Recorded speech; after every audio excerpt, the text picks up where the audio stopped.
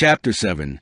Still in shadows, Jimmy Jacks's breath fogged in the bunker's cool air, his hand steady on his crossbow as Grandpa's words crackled to the walkie-talkie.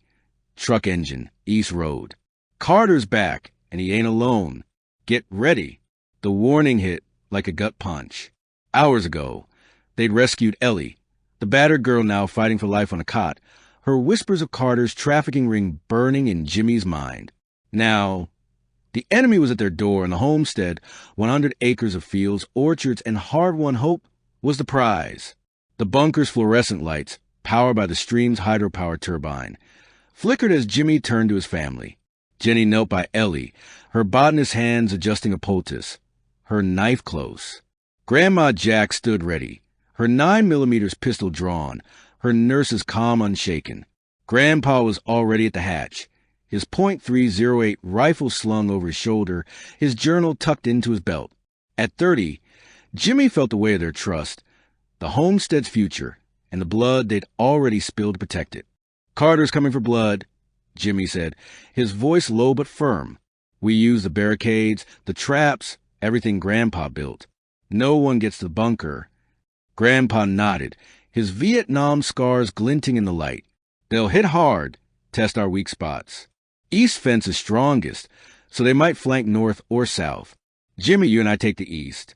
Jenny, Grandma, cover the west and south from the farmhouse.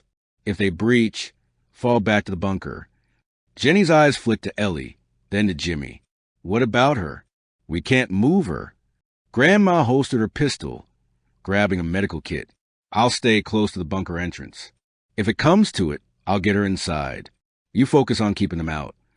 Jimmy clipped the walkie to his belt, his crossbow loaded. "Let's move. No mistakes." They climbed the steel stairs, the hatch opening to a night thick with menace. The homestead's field shimmered under a half-moon, the barricades of logs and scrap metal casting jagged shadows. The stream's turbine hummed, a faint lifeline, but the distant roar of Carter's truck drowned it out. Jimmy's heart pounded, but his hunter's instincts kicked in, sharpening his senses. He and Grandpa sprinted to the east fence, crouching behind a steel-reinforced barricade. The traps, snares, pits, tripwires lurked in the woods, Grandpa's Vietnam legacy now their first line of defense. Jimmy scanned the road, spotting the truck's headlights, a rare sight in an EMP-dead world. Behind it, a second vehicle, a beat-up van, followed, both kicking up dust. "Two vehicles," Jimmy whispered, his crossbow raised. "More than last time." Grandpa peered through his rifle scope. 10 men, maybe 12. Rifles, machetes, some Molotovs. Carter's in the truck, front seat. "They're aiming to overrun us." Jimmy's stomach twisted. 12 against 4, with Ellie helpless and the bunker exposed if they failed. He clicked the walkie. "Jenny, Grandma, 2 vehicles approaching east. 10 to 12 men, armed heavy. Hold your positions." "Over." Jenny's voice crackled back, steady but tense. "Copy. West and south clear for now. We're ready." "Over." The truck and van stopped 100 yards out, engines idling. Carter stepped from the truck, his bald head and scarred cheek unmistakable, a shotgun in hand. His red bandana gleamed, the skull mark a taunt. "Jack's family," he shouted, his voice carrying over the fields. "You got something we want. Food, guns, that bunker you're hiding. Hand it over and we walk away. Fight and we burn you out." Jimmy's grip tightened on his crossbow. Carter knew about the bunker. Tom Harper's betrayal, or the scout's reports, had tipped him off. Grandpa's eyes narrowed, his finger on the trigger. "Let him come," he muttered. "Traps within him first." Carter raised a hand, and his men fanned out, 6 charging the east fence for circling north. Molotovs lit up the night, their flames arcing toward the barricades. Jimmy ducked as one shattered against the steel, fire licking the logs but not catching. Grandpa fired, his rifle cracking, and a man dropped, clutching his leg. The trap sprang to life. Screams echoed as 2 more fell into pits, their cries cut short by sharpened stakes. Jimmy fired his crossbow, a bolt striking a man's shoulder. The attacker stumbled but kept coming, machete raised. "They're not stopping." Jimmy shouted, reloading. "They will..." Grandpa said, firing again. Another man fell, but the survivors reached the fence, hacking at the barbed wire with crowbars. Jimmy's next bolt hit true, dropping a man, but the numbers were too many. The walkie crackled.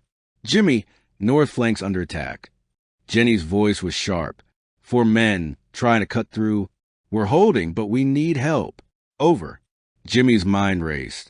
The east was barely holding, and Jenny and Grandma were outnumbered. Grandpa, I've got to go north. Can you handle this? Grandpa grunted, his rifle steady. Go. I've got Carter. Jimmy sprinted through the fields. The homestead's layout burned into his memory. He reached the north fence, where Jenny and Grandma fired from behind a barricade. 4 men, red bandana Stark, were pry at the fence, their rifles spitting bullets that pinged off metal. Jenny's knife flashed, cutting a tripwire that sprang a snare, trapping 1 man's leg.